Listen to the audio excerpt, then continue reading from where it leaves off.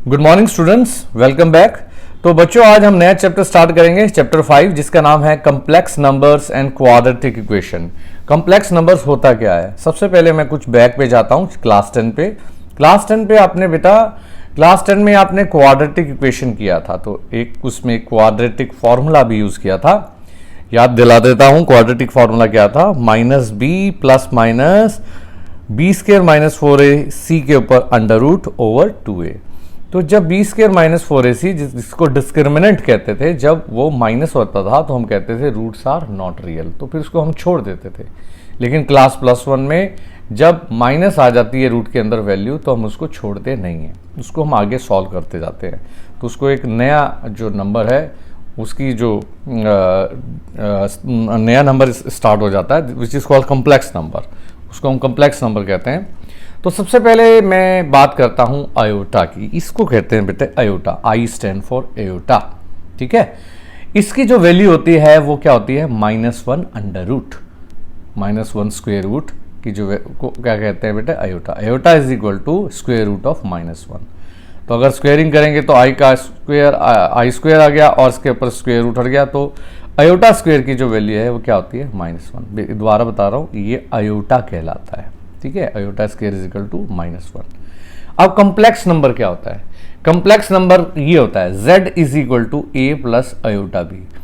z को क्या कहते हैं? Complex number. क्या होता है बेटा? ये कम्प्लेक्स नंबर। अब इस कम्प्लेक्स नंबर के दो पार्ट होते हैं। कौन कौन से पार्ट होते हैं? एक रियल पार्ट होता है और एक इमेजिनरी पार्ट। तो रियल पार्ट में साथ में मिलकर जो इमेजिनरी पार्ट जो बनते हैं, तो उसको पूरा ऑन द होल उसको क्या कहते हैं बेटा? Complex number. तो ये a, इसके साथ में कहीं भी आयोटा नहीं है, तो इसको हम सिर्फ a को क्या कहेंगे? इस अकेले पार्ट को क्या कहेंगे बेटा? रियल पार्ट, ठीक है ना। तो ये कम्प्लेक्स नंबर का जो a हुआ वो क्या कहलाया? Real part. और ये वाला दूसरा हिस्सा है जो आयोटा के साथ लगा हुआ है, जो है b, उसको हम क्या कहेंगे? Imaginary part. तो ऑन द होल इसको क्या कहते हैं? Complex number. तो complex number is always represented by z, which is equal to a plus iota b, where a is the real part of the complex number and b is the imaginary part। तो imaginary part कौन सा होगा? जो हमेशा iota के साथ लगा होगा। फॉर एग्जाम्पल, अगर मैं कहूं कम्प्लेक्स नंबर आपको ऐसे दे रखा है 2 प्लस आयोटा 5, तो रियल पार्ट ऑफ z, इसको ऐसे पढ़ेंगे, रियल पार्ट ऑफ z वो क्या हुआ? 2, क्योंकि इसके साथ कहीं भी आयोटा नहीं लगा। तो अगर मैं कहूँ कम्प्लेक्स नंबर का इसमें से रियल पार्ट कौन सा है, तो आप क्या कहेंगे? 2। और मैं कहूँ इमेजिनरी पार्ट कौन सा है? Imaginary part of complex number क्या कहेंगे हम? 5, क्योंकि 5 के साथ क्या लगा हुआ है?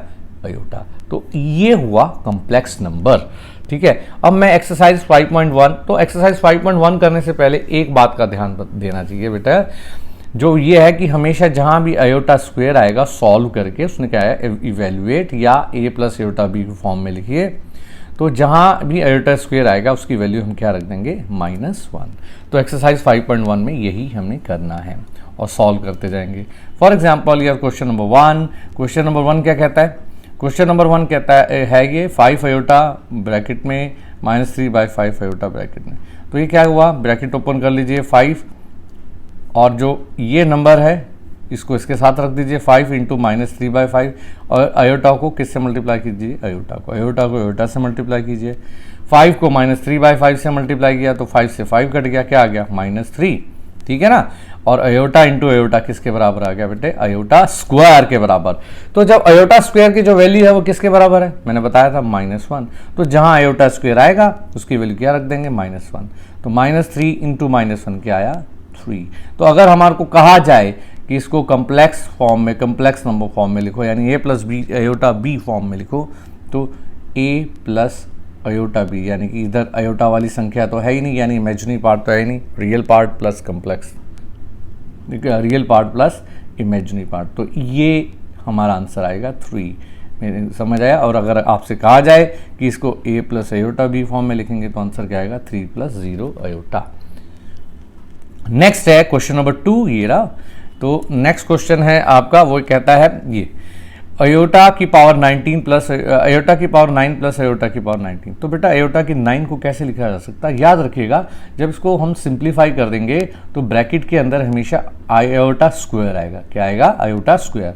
तो अयोटा स्क्वायर ब्रैकेट में, तो बाहर क्या आएगा 4, तो 4 2 क्या आ गया 8, और एक और अयोटा लगाना पड़ा क्योंकि मेरे पास अयोटा की पावर क्या है 9, तो 2 4 8 और एक 1, अयोटा की पावर 9। तो अयोटा 9 कैसे लिखा, अयोटा स्क्वायर तो ब्रैकेट के अंदर रखना ही है, बाहर क्या आएगा इधर 4 4 2 8 प्लस अयोटा, है ना, 4 2 8 और एक ये प्लस, ये प्लस नहीं है, 4 2 8 और एक ये पावर 1 है, तो अयोटा की पावर 9 बन गया ये हिस्सा।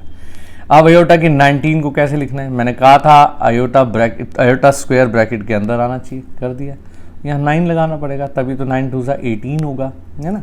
तो अब 18 हुआ, एक और चाहिए क्योंकि 19 है, 18 और तो एक और आ गया ये, है ना, तो 19 हो गया। तो अयोटा की पावर 19 कैसे लिखा, अयोटा स्क्वायर, ठीक है, बाहर 9 लगाना पड़ा ताकि 9 2 क्या हो जाएगी 18 और एक ये 19। तो अयोटा स्क्वायर की वैल्यू क्या थी बेटा -1, तो -1 की पावर क्या आ गई आपकी बार 4, बाहर 4 है ना ब्रैकेट के ऊपर, क्या है अयोटा, प्लस लिखा हुआ है प्लस, अयोटा स्क्वायर की वैल्यू क्या है -1 और बाहर क्या लगा हुआ है 9 साथ में अयोटा। अब -1 की पावर 4 है यानी कि इवन है, जब इवन है तो प्लस हो जाता है, तो -1 की पावर 4 यानी 1 आएगा, तो या आएगा 1 अयोटा, बात समझ आ गई होगी, प्लस प्लस। अब -1 की पावर ऑड है तो बाहर माइनस में ही आएगा, जब पावर ऑड में हो और अंदर माइनस लगा हो तो माइनस आएगा, अगर ब्रैकेट में माइनस हो अंदर और बाहर इवन हो जैसे ये नंबर है तो प्लस आएगा, और अगर -1 हो अंदर ब्रैकेट के और बाहर ऑड हो तो क्या आएगा माइनस, तो ये -1 अयोटा, बात समझ आ गई। तो 1 अयोटा फिर -1 अयोटा क्या हो गया, कैंसिल हो गया, तो क्या है 0, आंसर क्या है 0। तो अगर a plus iota b form में लिखना हो तो क्या लिखेंगे 0 + 0 अयोटा, बात समझ आ गई होगी वो लिखने की।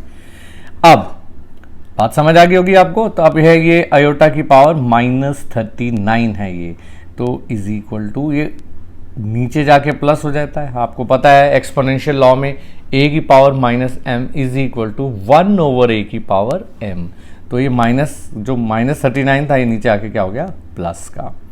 अब मैंने कहा था इसको लिखेंगे कैसे, हमेशा अयोटा स्क्वायर होना चाहिए अंदर, तो 2 है तो यहाँ 19 लगाना पड़ेगा तभी तो 19 2 38 आएगा, लेकिन मेरे को 39 चाहिए तो एक अयोटा और लगाना पड़ेगा। अयोटा स्क्वायर की क्या वैल्यू है बेटा -1, तो -1 पावर 19 और अयोटा। अब पावर ऑड में है तो इसका मतलब माइनस ही रहेगा, तो ये माइनस आ गया और साथ में अयोटा है तो माइनस अयोटा। तो मेरे पास क्या आया है 1/- अयोटा, 1/- अयोटा, इससे माइनस निकला क्योंकि पावर ऑड में थी और साथ में अयोटा था तो अयोटा लगा दी, तो मैं लिख सकता हूँ 1/- अयोटा। लेकिन नीचे अयोटा हम डिनोमिनेटर में नहीं छोड़ेंगे, इसलिए एक अयोटा से मल्टीप्लाई और एक अयोटा से डिवाइड। अयोटा को 1 से किया तो अयोटा, माइनस तो यहाँ था ही, और अयोटा इंटू अयोटा क्या आया अयोटा स्क्वायर, बात समझ आ गई होगी। अब अयोटा स्क्वायर आया और अयोटा स्क्वायर की वैल्यू क्या होती है -1, तो -1 लगा दिए, माइनस माइनस क्या हो गया ये प्लस, तो ये अयोटा ओवर 1 यानी आंसर क्या आया बेटे अयोटा, बात समझ आ गई होगी। देख लीजिए -1 ये ऐसे लिखा, अयोटा स्क्वायर की वैल्यू क्या आई -1 की पावर क्या आई 19, ऑड है इसलिए क्या आएगा बाहर माइनस, और ये अयोटा तो लगा हुआ ही है। डिनोमिनेटर में अयोटा रह गया है, लेकिन डिनोमिनेटर में अयोटा नहीं छोड़ना आपको, तो अयोटा से मल्टीप्लाई अयोटा से डिवाइड, ये 1 को अयोटा से किया अयोटा इंटू अयोटा स्क्वायर, बाहर तो माइनस लगा हुआ ही था माइनस, और अयोटा स्क्वायर की वैल्यू क्या होती है -1, तो माइनस माइनस क्या हो गया प्लस, तो अयोटा ओवर 1 यानी अयोटा आंसर आ गया। नेक्स्ट क्वेश्चन करते हैं, क्वेश्चन नंबर 4, वेरी इजी, बिल्कुल आसान है, इसको देखिए किस तरह से करें। ये आया 3 + 7, तो इसको ब्रैकेट ओपन कर दीजिए, 3 7 21 प्लस 3 7 21 अयोटा प्लस अयोटा दे रखा है, तो अयोटा को 7 से किया 7 अयोटा, फिर अयोटा को अयोटा 7 से किया तो क्या आया अयोटा इंटू अयोटा स्क्वायर। तो आप देखेंगे जहाँ अयोटा स्क्वायर है वहाँ क्या लगाना है बेटे -1। तो ये देखिए 21 21 आयोटा प्लस 7 आयोटा कितना बन गया, ये क्या बन गया 21 प्लस 7 28 आयोटा। बात समझ आ गई होगी। और आयोटा स्क्वायर की वैल्यू क्या आई -1, तो ये -7 हो गया, 7 को -1 से किया -7, तो 21 में से ये 7 माइनस हो गया, क्या आया 14 प्लस 28 आयोटा। बात समझ आ गई होगी आपको। अब नेक्स्ट क्वेश्चन नंबर 5 है, बिल्कुल ऐसी है, वो अपने आप ट्राई करेंगे। क्वेश्चन नंबर 6 करा रहा हूँ, तो आज मैं थोड़ा करा रहा हूँ क्योंकि चैप्टर स्टार्ट हुआ है। जब चैप्टर स्टार्ट हुआ है तो जस्ट आपको बेसिक समझाना है और थोड़े से सम कराने हैं ताकि आप उसको शुरू में अच्छी तरह सम कर रहे हैं। तो ये देखिए क्वेश्चन नंबर 6 देखिए। क्वेश्चन नंबर 6 क्या कह रहा है बेटे, ये क्वेश्चन दिया हुआ है, तो 1/5 ये रहा, प्लस 2/5 आयोटा ये रहा, माइनस ब्रैकेट के अंदर चला गया -4, जो 4 था तो -4 हो गया, plus minus minus iota over 5/2 ये आ गया। अब मैंने रियल पार्ट को अलग करना है तो आयोटा वाले अलग कर दीजिए और बिना आयोटा वाले अलग कर दीजिए। तो 1/5 और -4 एक ब्रैकेट में रख दिए क्योंकि ये रियल पार्ट है, क्योंकि ये रियल है। 1/5 और 4 इसको अलग कर दिया, मेरी बात समझ आई। और इमेजिनरी पार्ट यानी क्या है 2/5 और 5/2 इसको अलग कर दिया। तो 2/5 और -5 माइनस आयोटा और 5/2 में से आयोटा कॉमन निकाल लिया, तो अंदर क्या बच गया 2/5 माइनस 5/2।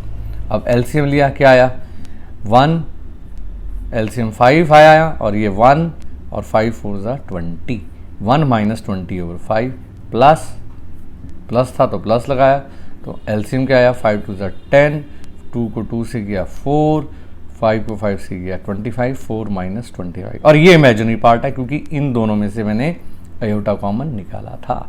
तो ये रियल पार्ट सॉल्व हो रहा है और ये इमेजिनरी पार्ट जो आयोटा के साथ में है उसको इमेजिनरी पार्ट कहते हैं। तो ये क्या आया, ये आ गया बच्चों 1 में से 20 गया -19/5 और 4 में से 25 गया -21, जिससे ये प्लस का क्या हो गया -21 और नीचे 10 था, साथ में आयोटा लगा था। तो ये क्वेश्चन मैंने आज आपको 6 क्वेश्चन तक आपको मैंने कराए हैं बच्चों, आप ध्यान से देख लीजिए। ये 4th क्वेश्चन था, this was your 4th question. 5th question आपको ट्राई और सॉल्व करना था। 6th क्वेश्चन ये रहा आपका, ठीक है। देख लीजिए, ब्रैकेट ओपन किया, रियल पार्ट को अलग कर दिया, इमेजिनरी पार्ट को अलग कर दिया और ब्रैकेट में उनको सॉल्व कर दिया, तो ये आ गया a प्लस आयोटा b की फॉर्म में। This is called complex number. बात समझ आएगा। तो आज के लिए बहुत, थैंक यू सो मच।